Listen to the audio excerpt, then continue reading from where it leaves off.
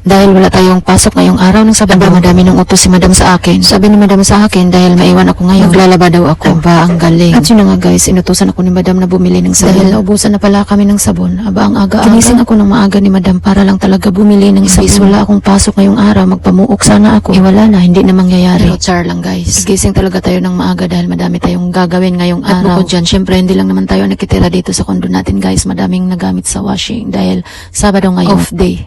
At ganito pala ang itsura ng labas guys kapag araw. So hindi ko na sasabihin, alam ko na yung nasa isip. So dito na pala ako guys, dito ako bibili ng sabon. So malapit lang ito sa kondo namin. Yung inuupahan namin guys ay pinapalibutan kami ng mga tindahan dito. So napakalapit lang talaga ng pamilihan dito. At meron ding Philippine market dito guys. Andoon lahat ng mga pang Pinoy na pagkain. So mamimili ka lang ng tindahan dito kung saan ka makakamura. Dahil hindi sila pare-pareho ng mga presyo. Siyempre tayong mga Pinoy doon tayo sa pinakamura. At ito na nga guys, kumuha na ako ng sabon dito. Ito lang talaga ang bibilhin ko, wala ng iba. At pauwi na ako. So habang naglalakad ako guys, may bigla akong nakita. Nagulat ako sa taas, may unggoy na sumilip. O, kita nyo guys. Sinabangan niya pala ako na dadaan. At napagalitan pa ako, bakit daw Ariel ang binili ko? O diba, mas magaling pa kaysa bumili. Napakakuripo talaga ni Madam. So yun na nga guys, paakyat na ako dito. Mamadali na ako dito para ako ay makalaban. Dahil sure ko madaming maglalaba ngayon dahil off day, Saturday. At pagkadating ko nga ay madami nang naglalaba guys. So tanghali na naman ako nito maglaba. Di bali ng tanghali na maglaba, basta ganito kasarap ang almusal ko guys. O, kita nyo, may tuyo kami. At sa balkoni pala kami kumain guys. Kita nyo yung araw, tirik na tirik na.